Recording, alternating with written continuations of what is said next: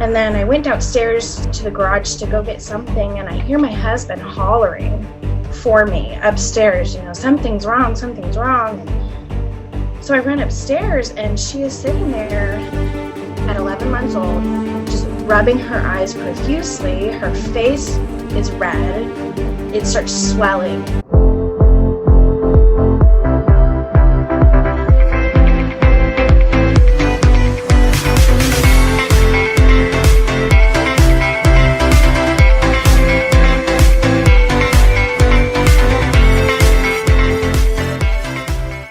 Hi everyone, thank you for joining me today. My name is Krista. I'm from Mommy Knows Best, and I'm here today with Amelia Lewis, and she's going to be talking all about breastfeeding and food allergies and just kind of her journey through discovering this as well. So to start off, Amelia, if you just want to tell us all about yourself and your family, and let's go from there. Sure. So I'm Amelia Lewis, and by day, I actually work for an investment firm, and by night, I am a moderator for a group of dairy-free allergy mamas who are breastfeeding. I'm married to my best friend, and I have one daughter who's 2 years and 8 months. I'm expecting our second child, who's a boy, so I'm going to be a mom of a girl and a boy. Awesome. That's such an exciting time. My niece is that age too, so it's a fun age. It is. I kind of want to jump into our main topic for today, and I know you have a very personal story of something that happened to you with your daughter. So we're going to jump into breastfeeding and food allergies. So tell me about the story and how you discovered it, and I'll kind of just let you take the floor and share your story with everyone. Yeah. So after she was born, it was a roller coaster.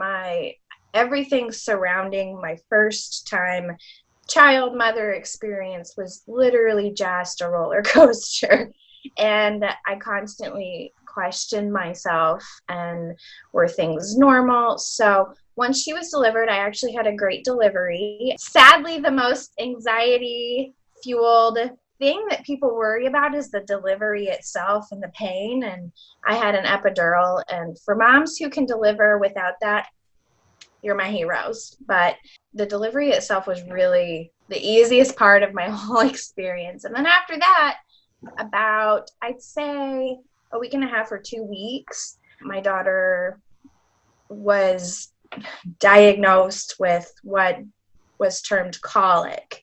And that's such a broad term. I feel like it's almost a cop-out because doctors don't necessarily know what's causing it. Sometimes it is just a little bit of excessive crying, but in our experience, in our situation, it was all day, every day. There was a point, I remember a day specifically, that she literally cried, and not just cried, but was wailing for 5 hours straight. And I kept taking her to the doctor, and they kept on saying, oh, it's colic.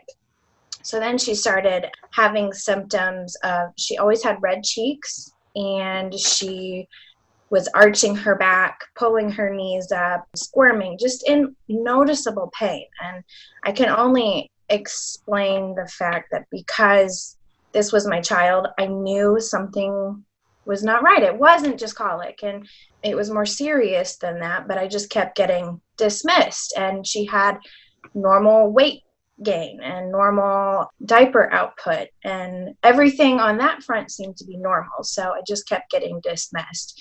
She would have excessive kind of projectile vomiting, and every time she would nurse, she would projectile vomit, and they just labeled it as a laundry problem. It was no big deal. It's excessive spit up, as long as she's having normal weight gain and all these other things, and it's fine. But it was mentioned to me one time, I think I took her into a walk-in clinic for the crying because I was just so at my wit's end.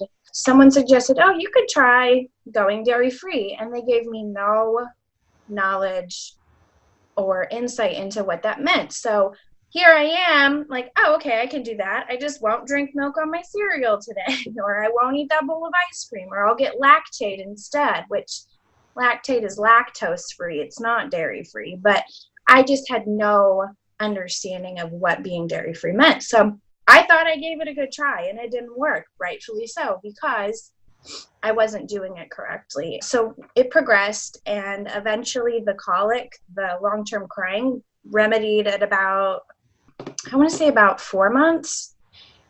So it was excessive until about 4 months old, just nonstop.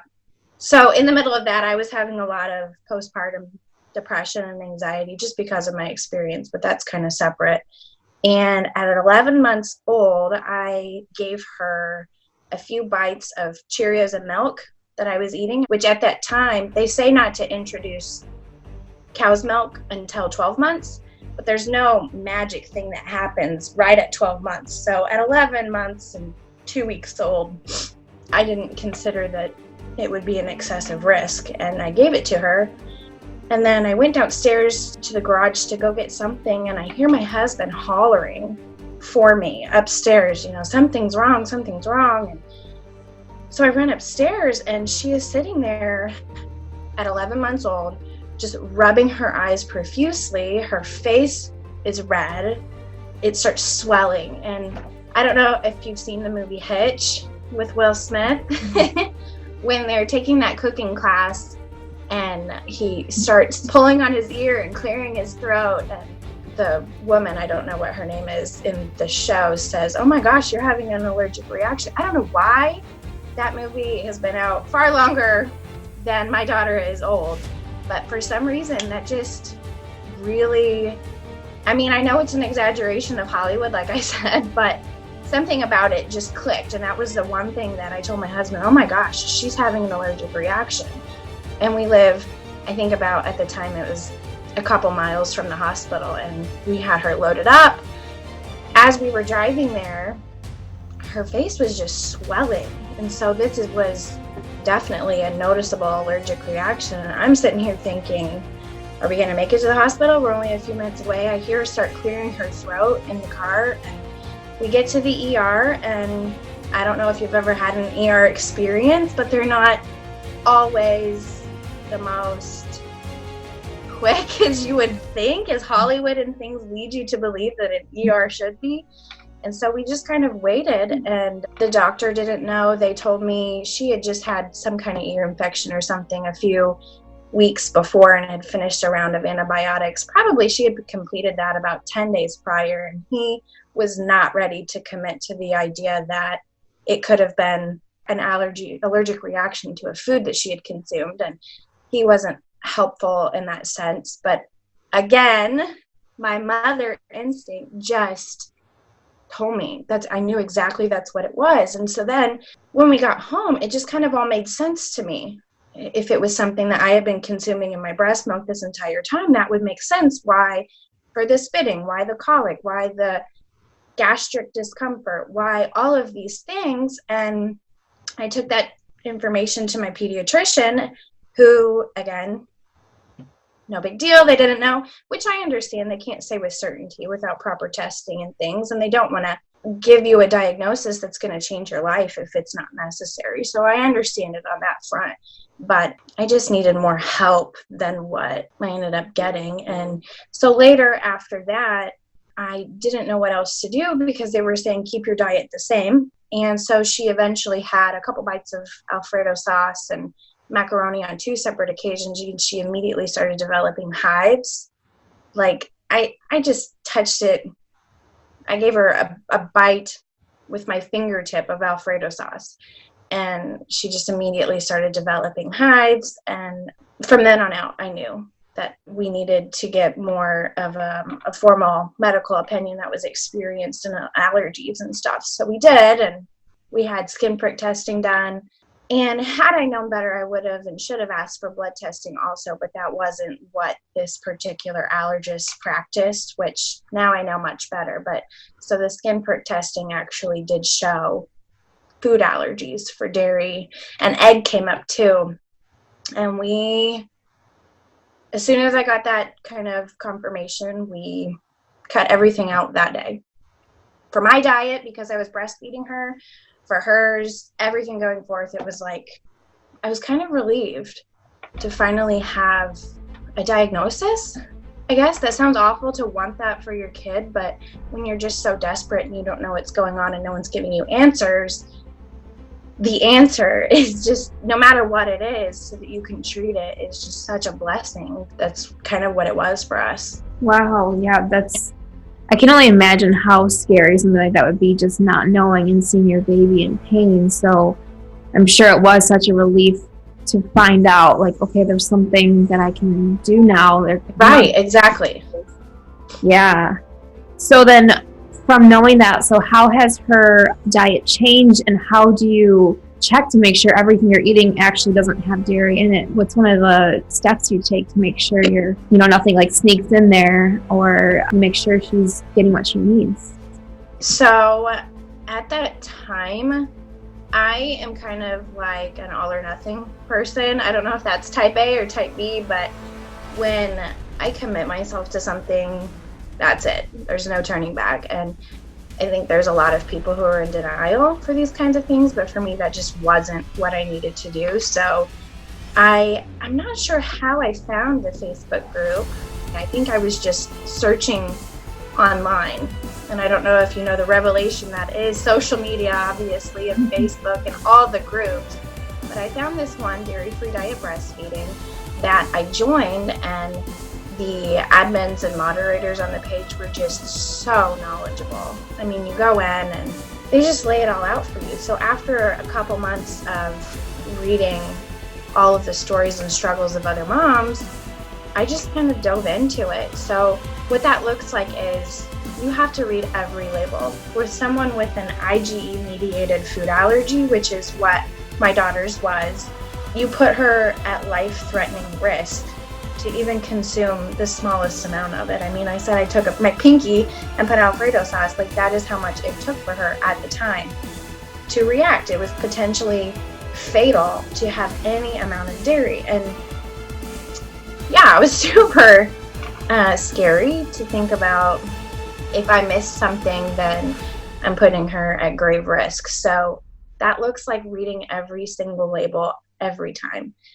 I made myself familiar with what were the hidden dairy words, which is actually a misnomer, because according to the FDA and the FALCPA Labeling Act, there's no such thing as hidden dairy in America. If it's a top 8 allergen, which dairy is, and egg also, because she was also, I had to avoid egg, then it is required by law to be labeled somewhere on the ingredients label on any package. So there's a couple of very minor exceptions to that with meat and poultry and egg, according to the USDA. But even they say that it has to be very public and made aware to the public and easy to understand.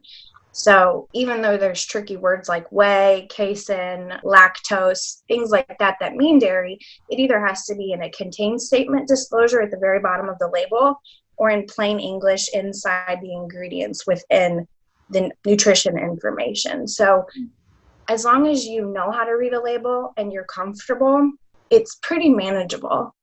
It was super overwhelming at first, but I went through and took everything out of my pantry, got a permanent marker, wrote okay or a big giant X on it. Eventually you know your products and you get more familiar with what you're doing. And at first, yeah, it was really scary and overwhelming and frightening, but we managed. Yeah, definitely sounds like you guys just made it kind of the new normal. So I know you're saying then you cut out dairy yourself too because you were breastfeeding her. Mm-hmm. So did you notice at any point before her really bad reaction, like to some breast milk, like if you ate certain foods, would she kind of react to it certain ways as well? No, and actually, so there's two kinds of understandings of food allergies, and I'm not sure which one is more readily welcomed. They say food allergy, and either they mean a non-IgE allergy or an IgE allergy, which is essentially an IgE allergy is where your immune system overreacts to a food trigger, and then your immune system actually develops symptoms that kind of attack this food trigger. So you start developing hives or swelling or rash or sudden GI upset, eventually the throat closing. Your body just doesn't, it's an overreaction to this stimulus. And that's the one that can be life-threatening. But actually, a lot of people say food allergy. That isn't a true food allergy, and that's a non-IgE. That's more of a food sensitivity, a hypersensitivity to some kind of food trigger, which is still very serious. It just doesn't have the life-threatening risk. It doesn't require you carrying an EpiPen necessarily. And that one, the non-IgE that's a food sensitivity, is, I think, more common. And that's why a lot of these food allergies and the terminology is just so mixed up with the general public that there's so many misdiagnoses for each. It's either you've got a food allergy or a food intolerance. And with a food allergy, if you consume something in your breast milk, you are putting your kid at risk for a potentially anaphylactic reaction. Whereas a non-IgE intolerant situation, if you consume something in your breast milk, your child generally has gastrointestinal symptoms, upset stomach, mucousy, bloody stools, still very serious. But yeah, your breast milk absolutely is a great filter. I think a lot of moms in our group find that they can breastfeed. Some can, and if you can, you should continue to consume allergens to continue exposure so it doesn't turn out to be later develop an actual food allergy later on. But most moms, we find out, can't continue consuming them in their breast milk because it does lead to symptoms later. And generally, most of their moms in our group find out early enough. It's usually like within the first few weeks to a couple months, they start noticing these problems. It's actually a lot less likely and more rare to develop these intolerances, at 6 or 12 months of age. So in the beginning, breastfeeding is actually a huge part. And so they have to just kind of omit it from their diet and they see the results. Oh, interesting. So I always like to end these interviews with, I call them like fun thinking questions. So if you could have a billboard to share one tip with moms everywhere, what would you have it say? Kind of like what our whole conversation has been like, trust your instinct. I think that's what I would say. Awesome. If you're feeling particular about something, listen to it. Don't ignore it. Follow it through. Trust your instinct, definitely. Awesome. I think that's really great advice. And for anyone watching that is going through something similar, like their child has a food allergy, where can they find your Facebook group? What's the title of it and how can they join? So Dairy-Free Diet Breastfeeding is the official title. I think if you just search it on Facebook, Dairy-Free Diet Breastfeeding, we are a breastfeeding friendly group. So we offer a lot of breastfeeding support in addition to food allergy and sensitivity support. We actually, formula is something that we don't discuss just because it's so individual to a particular situation. That's more of a medical decision. So we actually don't do formula discussion within the group, but we are absolutely still can be a resource to anyone who's dairy free. And then we just have an extra special interest in helping breastfeeding moms too. So join and hopefully we can help you. Yeah, awesome. Well, I just want to thank you for sharing your story and just being so Absolutely. Open. When I hear your story, I'm like, there's probably so many moms. I mean, the fact that your group is over 42,000 people alone just shows how common it is. So there's got to be other moms that are going through the same thing, but have no clue what's happening or how to adjust to it. So thank you. I think it's just knowing you're not alone. There's other moms out there. And social media, I know a lot of people have their feelings about social media, but oh my gosh, how life-changing is it that 42,000 moms over the world, we have people all over the world, the United Kingdom, we had an admin from Australia, Canada, it just reaches, it's so broad. So you can be struggling in Africa and still be dealing with the same exact things that people all over the world are.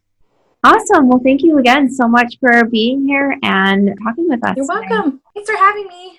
Absolutely.